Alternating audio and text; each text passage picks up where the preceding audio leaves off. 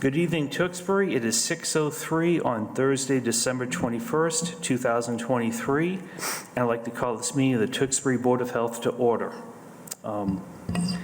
At this point, there are 3 members present, so we can have a meeting because that constitutes a quorum. First item on the agenda tonight is approval of the minutes from our last meeting that was held on October 19th, 2023. I am the one that had edited the minutes, so I've reviewed and edited them. Do any 2 other members have any edits or comments or suggestions for the minutes? No. No. Okay. Hearing none, I'll entertain a motion to approve the minutes as submitted. I'll make a motion to approve the minutes as submitted.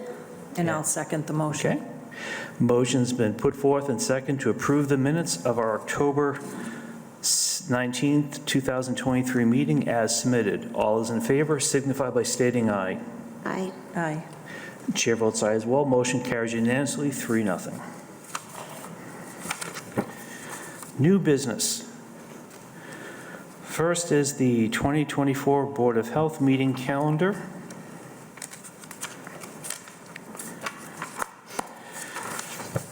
So we have the calendar before us.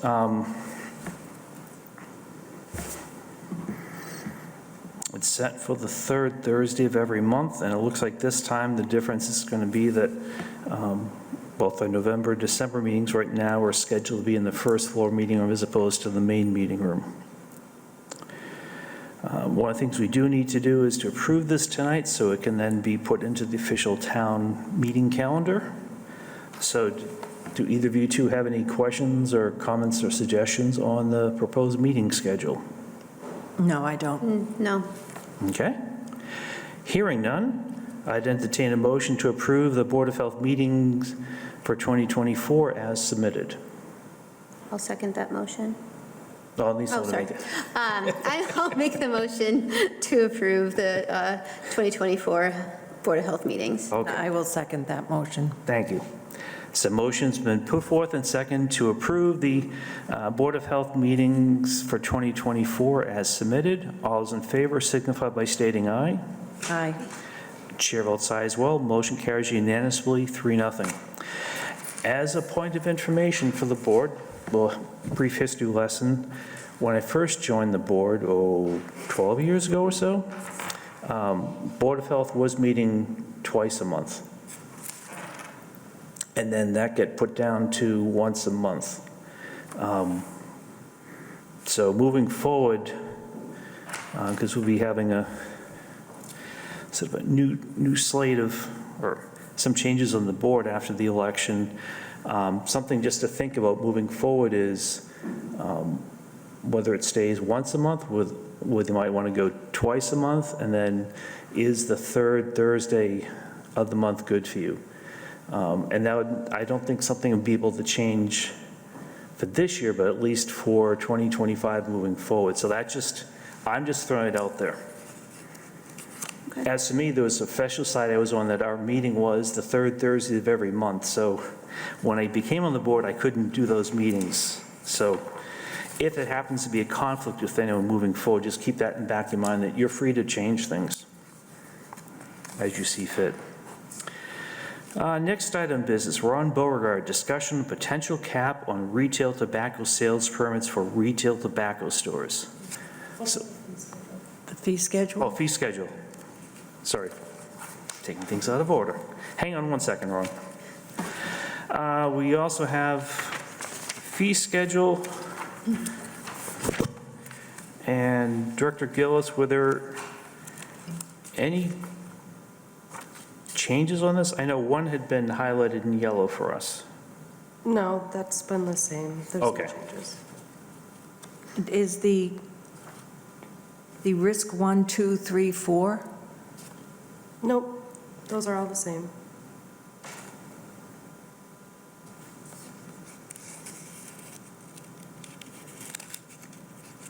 So the last amended was October 20th, 2022, is that correct from this?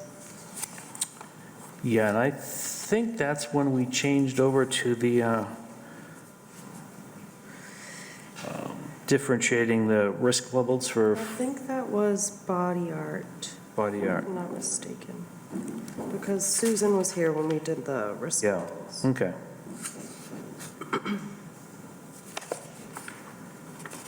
Yeah, I think you're right on that.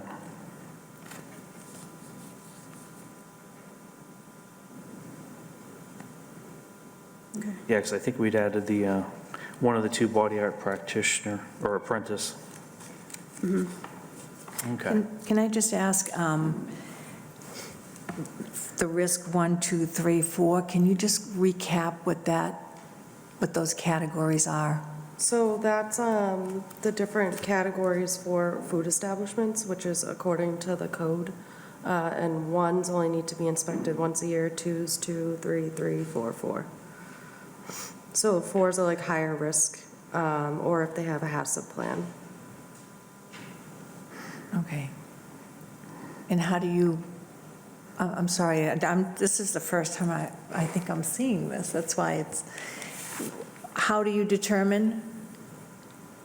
We Is just it, determine it on what kind of restaurant it is and what they do. Say it's like a sub shop versus like a Market Basket. okay, compared to a, Convenience store that only has milk. okay, all right.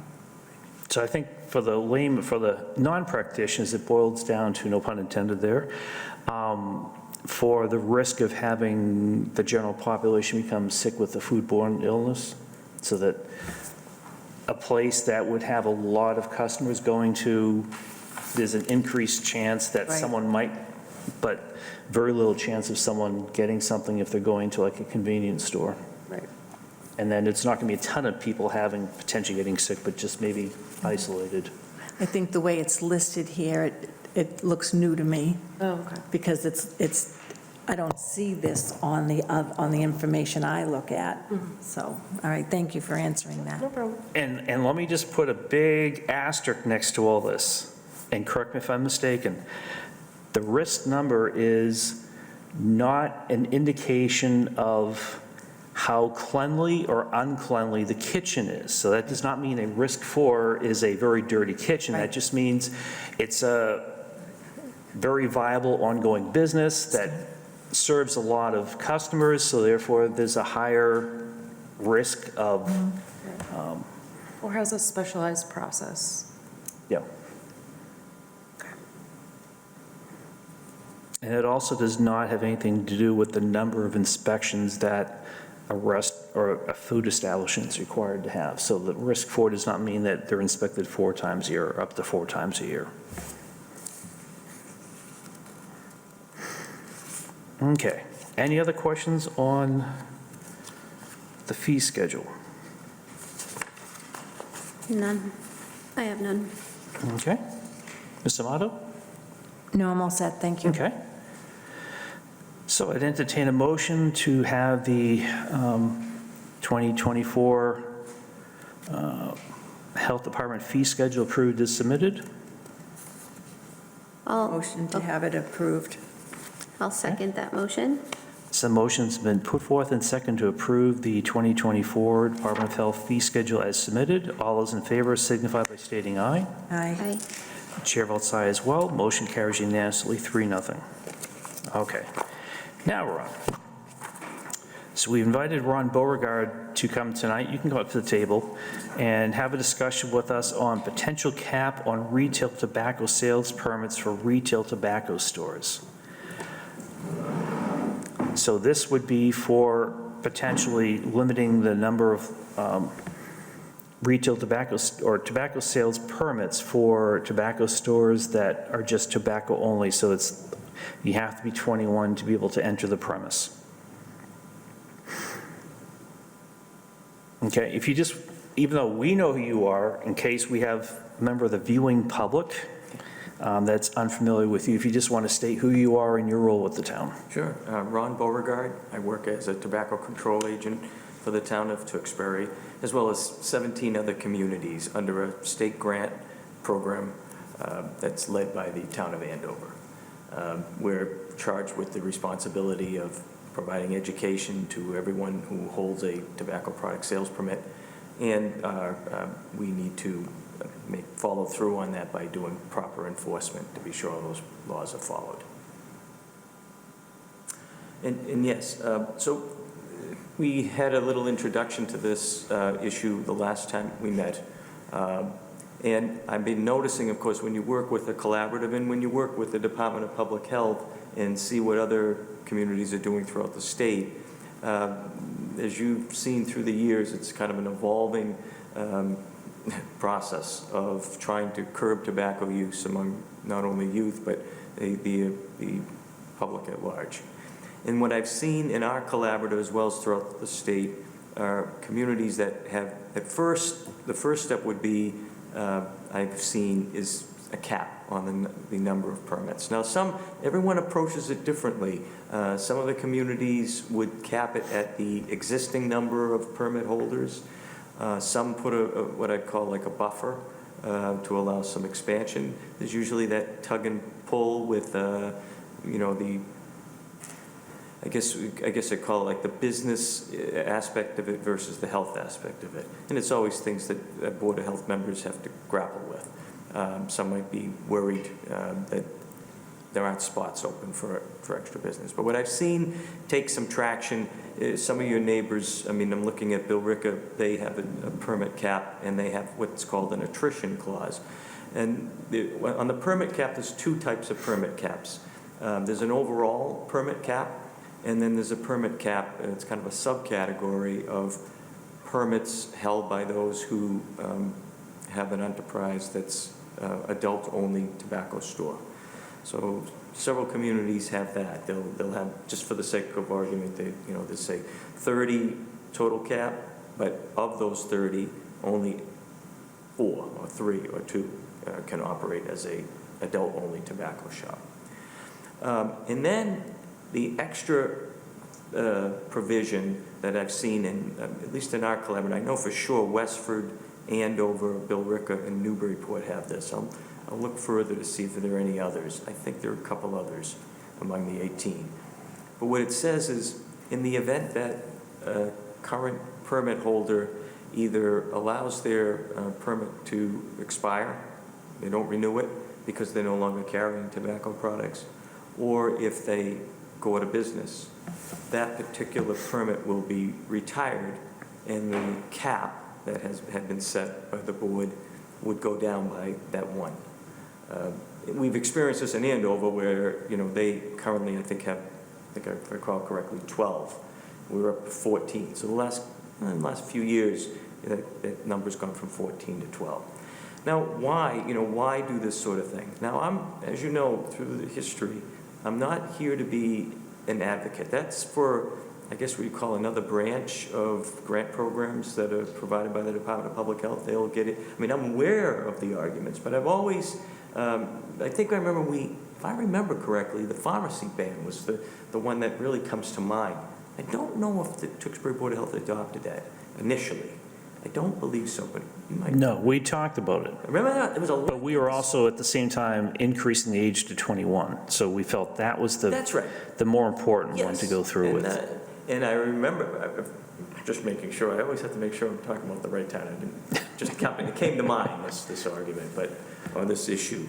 But, some of the boards did that I worked with and some didn't. And I always kind of like to give the pro and con, or I should say the arguments on both sides. And the gist of that was, the gist of doing it was we thought, it would take the shine off the product. I mean, while the pharmacies might not have been the main source of the tobacco, to have it in a place that was a healthcare institution would put a shine on the product. If I was marketing a tobacco product, I think, boy, that's a great place to have it, just to say this is acceptable. So some did it, some didn't. When the towns that did it, I'd go by the local convenience store that was next to the pharmacy, and they say, "Thank you very much, Ron. We think that's a great policy because it just shifted over." So that was the legitimate argument against doing such a thing. Anyways, enough communities did it, and the state ended up solving it by just saying you can't. The thing that's very I don't want to say the evidence is thin, but it's more of a correlation than a causation. Now, I do my best to go through the studies that the epidemiologists provide to us, but I'm not a statistician. So, I do what many of us, maybe some of us may do, and that's kind of gloss over it and look at the summary and the conclusion. But by doing so, and taking, the two journal articles that I've read, they indicate that there's a correlation between reducing density per capita. So I had them run just, and these are preliminary statistics. I'm just mentioning them for purposes of what's generated so far. I want to make sure everything's accurate, but I feel good enough that these numbers are pretty close. And one of the first things they show is youth retail density. So it's the number of retailers per 1,000 youth. And they indicate in this, by the epidemiologists, that the youth retail density is a bit higher in Tewksbury than most surrounding towns. Our lead epidemiologist says that the existing research has found associations, as I had mentioned, between retail density, especially near youth's homes, and higher tobacco use. So in Tewksbury, she indicates there's 4.6 retailers per 1,000 youth. In Andover, it's 1.38. Wilmington's 3.38. Drake, it's 3.81. Lowell's 4.75. And Billerick is 5.77. They do have a lot of retailers there. And then they looked at the overall retail density, the number of retailers per 1,000 people. In Tewksbury, again, preliminary data showing that it's 0.89 retailers per 1,000 people. Andover's 0.33, Wilmington 0.73, Drake at 0.8, Lowell 0.97, and Billerick 1.94. And then finally, you've already tackled this one. It was the retailers near schools. 1 out of 5 retailers in Tewksbury are located within walking distance, as they call it, 0.5 miles of a school. They don't have a comparison for that. I have some language here that has been, it's so funny, when we work with the language, with the boards of health, everyone has their own, we work with model regulations that the Mass Municipal Association, Mass Health Office, and Mass Association of Health Boards, I'll never get that right, for distinguishing them from the Mass Health Officers Association. But I'll just read, it's pretty straightforward, their language, but I'll tell you why Newburyport, for example, added a couple of different lines. It just says, at any given time, there shall be no more than 28 tobacco product sales permits. Any permit holder who has failed to renew their permit within 30 days of expiration will be treated as a first-time permit applicant. It's a key word. As of the effective date of this regulation, any permit surrendered, revoked, or not renewed either because a retailer no longer sells tobacco products or because the retailer closes the retail business shall be returned to the Tewksbury Board of Health and shall be permanently retired. And the total allowable number of permits under this paragraph should be reduced by the number of retired permits. There is some language that Newburyport, and I've learned over the years that as long as it does sometimes it's more the readability of it and just what feels comfortable. But they did add a little bit of language here to clarify that, and here's the language, you'll see the context. Applicants who purchase a business that holds a current tobacco permit at the time of the sale of said business may apply within 30 days of such sale. It's to confirm. This language allows the same. It never is going to take away a permit from someone selling a business. While technically the permit's not transferred, because they're not transferable, the next person in line to buy a business can get a permit. And of course, this language that I just quoted doesn't include the subcategory of permit caps if you wish to do that. One of the studies I saw said that how much of a reduction in risk.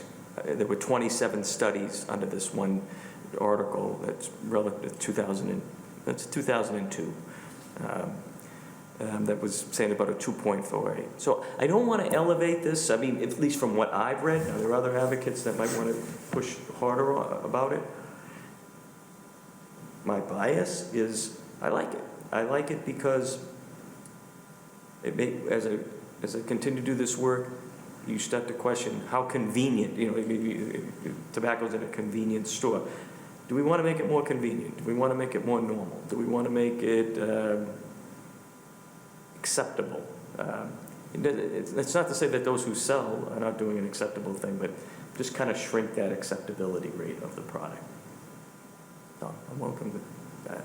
That's about my summary. I've been a little bit probably longer. We currently have 28, I guess. I confirmed that with Lisa. So. But you will be having, I think they have this couple in motion perhaps, right? So these are the things that you consider, for sticking with a number. If you were to consider this, I'd recommend a public hearing. We don't generally get pushback from the retail community because it, I guess, arguably makes the permit more valuable, I guess, because there'll be less competition. But I think there's a couple of... Yeah, I think there's like 2 pending potentially. Yes. Yep. And that would be for a tobacco only or for a general sales? General sales. Okay. So the purpose tonight was not for us to reach a decision, but rather just to inform you. I don't have a personal bias either way about which way we go. I know that, as I was saying, we could cap the overall number, and we could, of that, specify a subcategory being the 21 and over, so the tobacco only, or we could look at capping the tobacco only, or decide things are fine as they are right now, and it's not going to be something the board would want to consider at this point. So it's more just something we need to discuss. Unfortunately, we don't have the full board here tonight to have that discussion. So hopefully we'll have a full board at January so we can just have sort of a follow-up discussion. And then, Ron, I know you talked about public hearing. I think this would be one that we would still hold a public hearing like we did with the raising the age, because it's a change of the regulation. And so that would be something that, at the earliest we could look would be the February meeting, because I don't want to even proceed ahead without having all the members deliberate about what they feel we should do or not. Correct. Because this is one case where the chair is not going to guide where the board goes. It's really up to everyone to chime in equally, because, again, I don't have a vested say in which way we go, if we even do anything. I was looking at your charts online for the different towns, and what amazed me was Andover. They have so little stores, so I would love to know the ratio between, does that mean there's less smokers? Do we know the ages of the people that are smoking? Because if it does reflect on the people that are smoking and the age, then I'd like to see us with a lower number as well. See if there's like a mirroring, like a relationship Right. between the data here on density and that. Yes. All right, I can get that Oh, information. thank you. Yeah. Yeah, like, I think my question would be the same as far as, if the consumption, if there's a difference between the consumption rates, population, everything. Because I know you had mentioned per 1,000 youth, and those are the numbers, but kind of overall, business-wise, as far as, like, regulatory effectiveness. So making, to see like how that is different. All right, I can do that, and I can check with, the other thing that, they rolled out this, we're supposed to be able to do it ourselves, but I still can't do it. So I lean on them heavily. In fact, that data that you have, just for full disclosure, when I was reviewing it, it didn't change the numbers drastically, but the total retailers, if you look at the legend on, when I know, it kind of came to my mind when I saw the legend on the tobacco retailers near stores. It had retailers within a half a mile, 6, and then those more than a half mile, 24. That equals 30, right? So you don't only have 28. So, but maybe by some, if we do get those other, Yeah. these will be the figures. But she had them I called her a couple days ago, and it was really busy there, but I got it today, and it just, that 4.96 is 4.63 for the youth retail, and the .96 is .89. So it already went down without even anything happening. No, I'm just kidding. It would be, but it will be those numbers if it was 30. But I'll there's get that also- data for you. And there's a lot of, I'm going to say kids because I'm my age, but 21 to maybe 35 or 40 that actually go to New Hampshire to purchase their cigarettes because it's so much less expensive, And which is a number we'll never know. when you said smoking rate, you would mean tobacco, right? Tobacco use of any Tobacco, kind, right? yes. Like vape or chew or whatever. I get that. Yeah. And just two other comments I'll make. One is that I know the question's been posed and answered at prior times you've been here, but just for the public that may view this later, this is only about tobacco. It has nothing to do about the retail marijuana establishment. So that's not anything, they're two separate animals. That's right, that's correct. And the other point is, do you offhand know how many of the tobacco-only stores we have in town? Because you mentioned the overall, we have 28 that have permits to sell I have it tobacco. right in front of it. It's two, I believe. Yeah, I was going to say, Okay. I think it's Just two. two. Yeah. So we're down to just two. We are. You might recall when things were different, there were a couple of other shops set up. I remember distinctly one on 38 that were just focused on vape sales, and that was in and out because of the change in the state law. So, Yeah, because I only had five. One, I think, was the vape station that had come in, and they closed quickly. And then we had one up by the South Street Fire Station.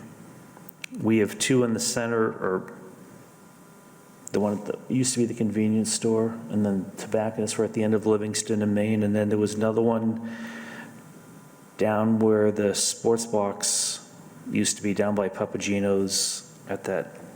yeah. So we're down to two, okay. Yeah, down to two.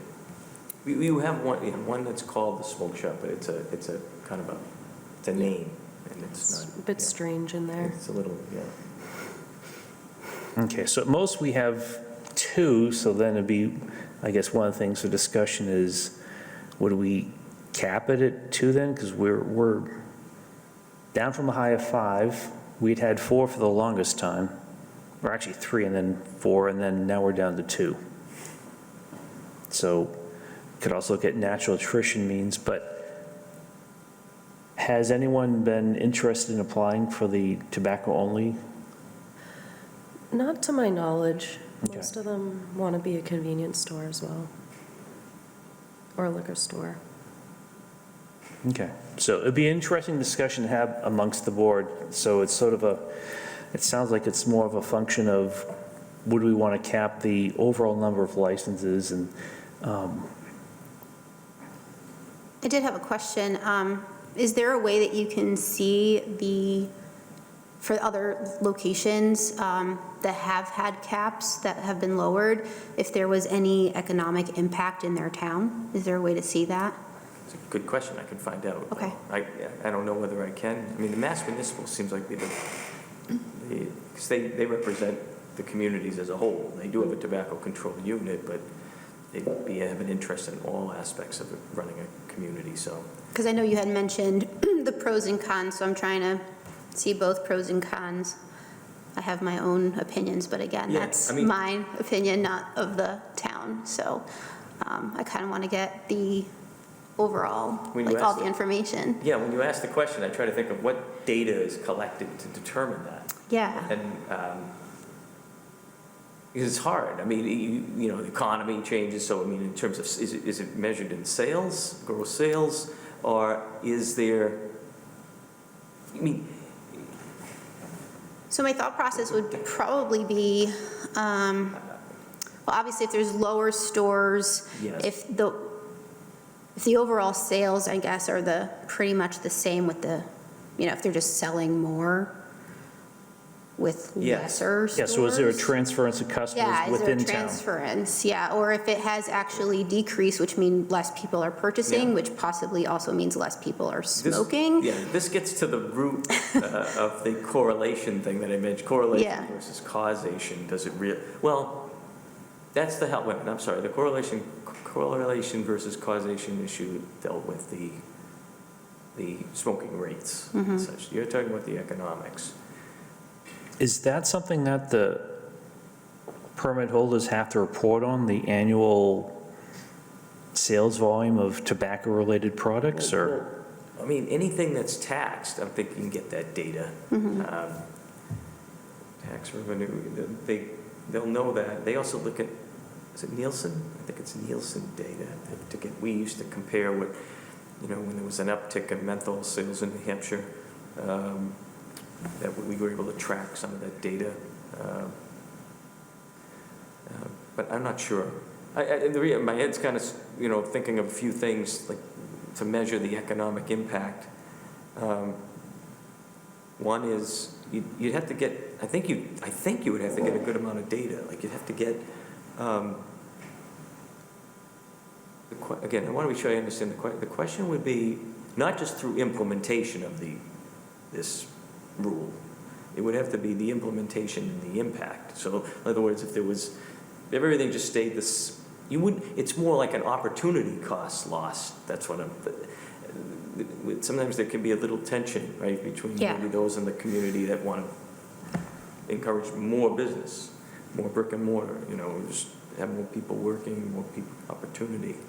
Develop land that might be, vacant, would be a good thing, despite, tobacco maybe being sold there. Right.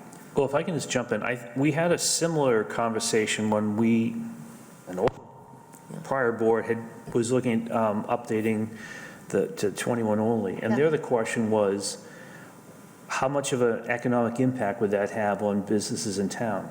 Or actually, to reduce the smoking. And the thought at that point was, it's not going to really do much to reduce the smoking, but it's going to drive people to other towns to make their purchases. So it's sort of a, Right. It's like, we're not solving the issue, we're just sort of more of a not in my town type thing. Yeah, shifting. And so the question I think I'd be more interested in, and there's probably no record or way of knowing this, is if it's more convenience stores right now that have the majority of licenses, I'd be more curious to know, are there reported cases where someone has decided not to open a convenience store because they could not get a tobacco sales That's permit? what- That that's to me is thinking. then more the economic impact of Yeah. it of,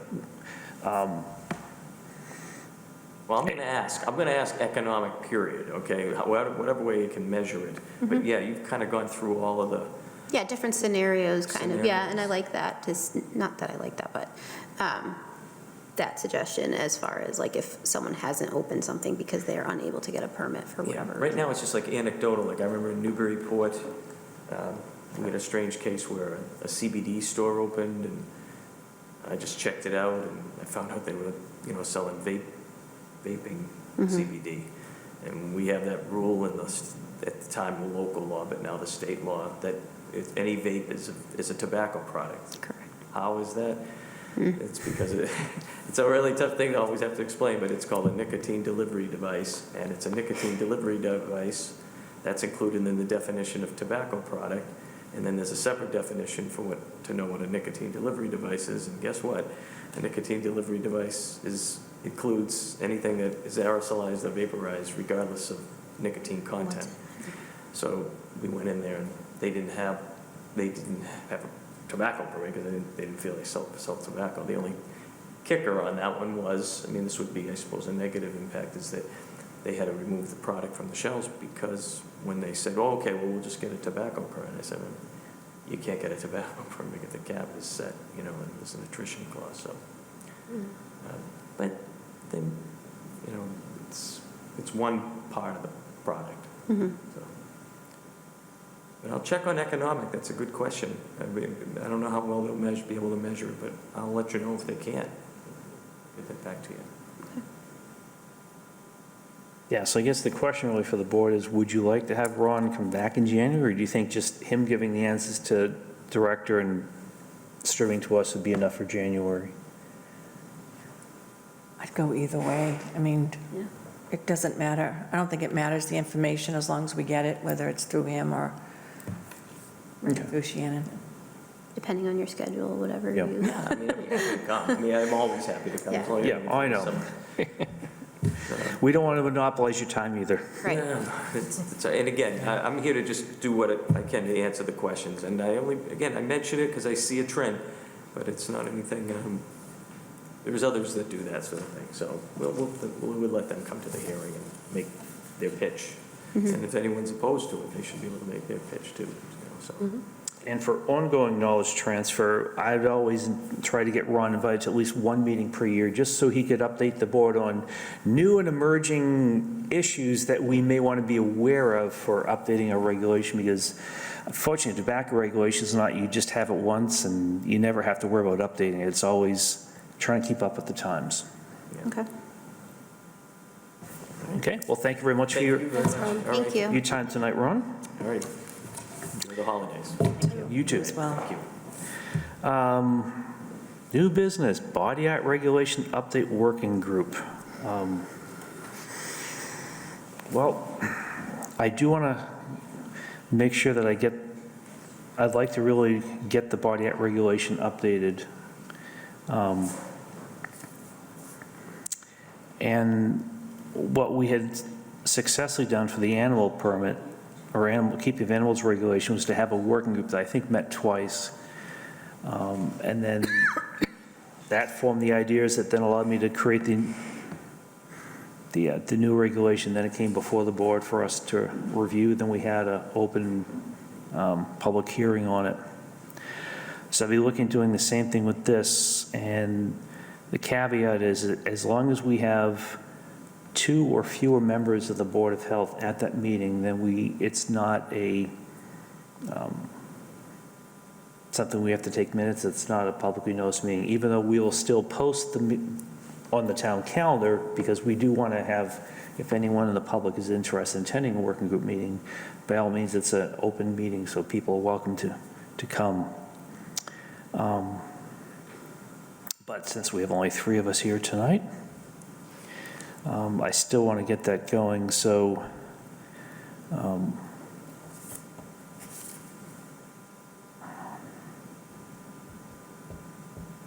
I guess, And when you're looking at a working group, how many would be in that group? Just 2? no,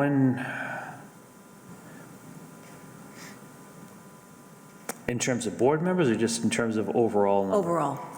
Oh, no, working group, it'd be more, we would open this up to, if anyone from Lucid Arts or Route 38 Tattoo wants to come, because we'd like to know that if we're updating a regulation that's going to impact business owners, we'd like to have them come, rather than air it out at a public hearing, we'd rather know if the things that we can do up front, and there's give and take, and what can we do collectively to come up with a better regulation.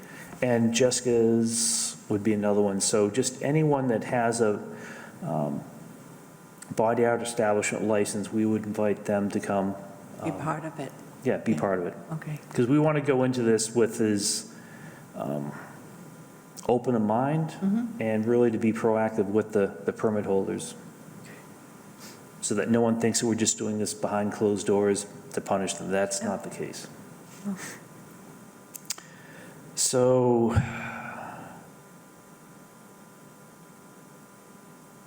I'm off next week, but that is too early to set up a meeting.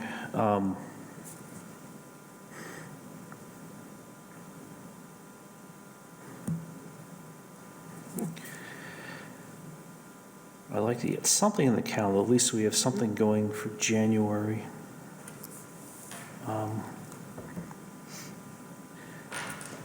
I'll be at that more because I have the institutional knowledge and I've been starting the rewrite of it.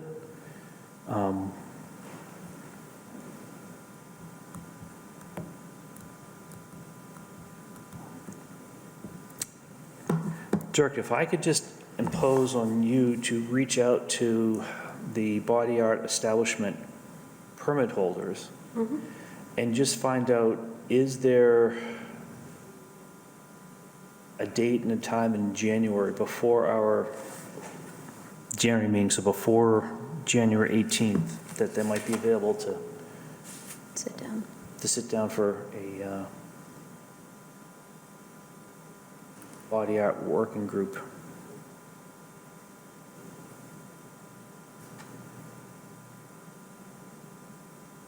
How long are you proposing that it would be, the group meeting, the first one at least?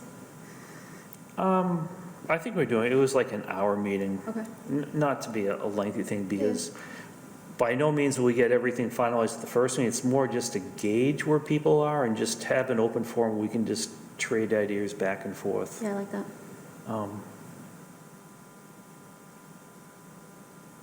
And then I've never set a schedule for them when we did the Keep of Animals, because it's more based on what transpired at that meeting, and did it seem like things were a mile apart, or everyone seemed to be in agreement? And then that would give me a better idea of knowing when I could actually start putting an updated or draft regulation together. Okay. So I'd hope to be able to report on progress of that at our January meeting. Okay, nothing for old business, nothing for discussion, director reports. So food permit renewals were due by November 30th, which is 30 days before they expire. And we started it with the OpenGov this year, which in the future should be easier because they'll get reminders through that system and they won't have to fill in all the information. So the only person that got a double fee was Cracker Barrel. They did not renew on time. We're still waiting for paperwork for a few places, but other than that, everyone renewed on time. And then tobacco renewals are also due by December 31st, and we're just waiting for 3 places to renew, which they can also renew online. And now the Public Health Excellence Grant. So Tewksbury is a part of a grant with Billerica, Tingsboro, Chelmsford, and we share a regional inspector and the nurse.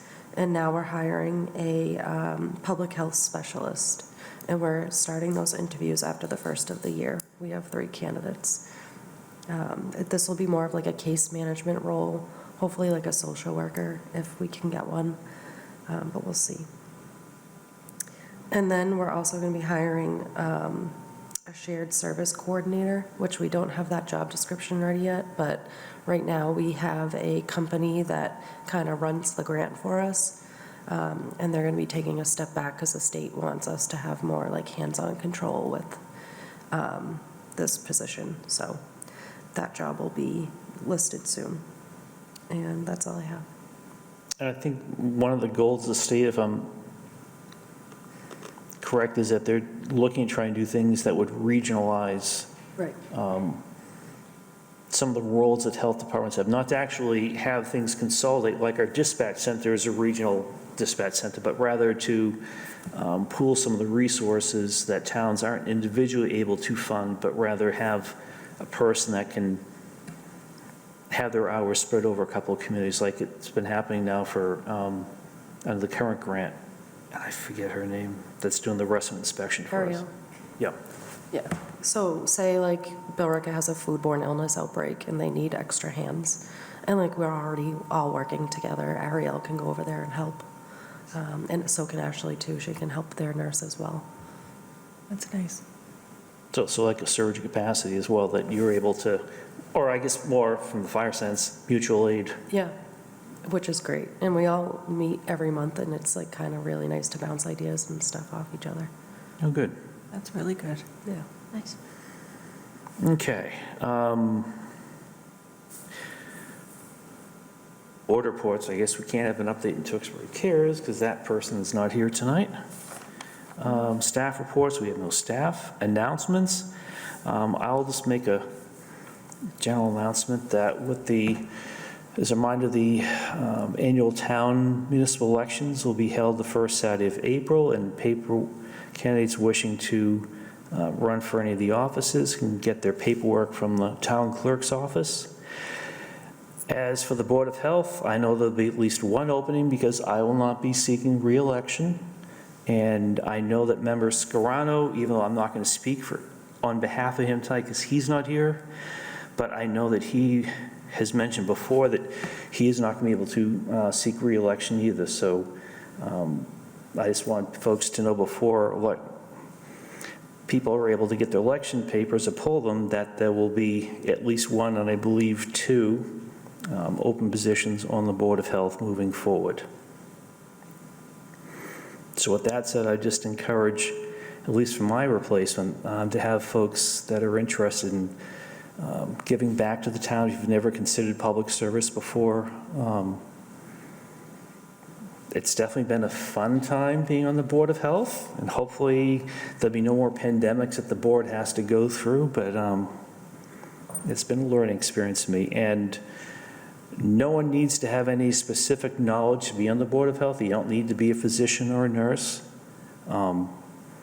It helps to have a wide range of backgrounds because it helps us look at issues with a wider range of knowledge base. So if you're interested, I consider you pull papers, but also look to the town website because they'll have a list of vacancies as well as slots that are up for re-election. So anything from any other board member? I don't have anything. Okay. I only have about the Wellness Committee. Oh, yeah. Yeah, so they met on December 6th.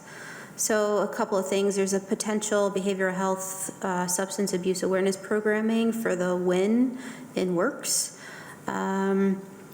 They completed the TMHS SBIRT screening, and no students were referred for follow-up, so that's a good thing. Tewksbury has been the recipient of the Northeast Grant for Farm to School, and the wellness policy rewrite is in preliminary stages of review. And so the next tentative date for the Wellness Committee meeting is February 7th at 3:30. Do you happen to know what that acronym for the survey translates for us? So I was trying I to hate to put you on the spot. look it up, but I can't find it, and I will find out, and I will put it out there for the minutes. I will let you know for the minutes to kind of put it out as a recap. So my apologies for that. I have no way of even guessing what that might have been. I will look it up, see, maybe I can, SBIR. And thank you for your continued involvement as serving as the board representative on the school department's wellness committee. Yeah, absolutely. Okay. So I guess it's that time when Mr. Rue is on the, go ahead. So, it is a screening and brief intervention for substance use from the Substance Abuse and Mental Health Services. So screening, brief intervention, and referral to treatment training. That's what it is. Okay, so substance abuse and mental health survey. Okay. Screening, brief intervention, and referral to treatment, SBIRT. Okay, perfect. Thank you very much for clarifying. Google, it's great. Okay, so it's time for the normal Mr. Rue motion. Go ahead. I motion to adjourn this meeting. And I second. The motion's been put forth and second to adjourn tonight's meeting. All those in favor signify by stating aye. Aye. Aye. Chair votes aye as well. It's unanimous.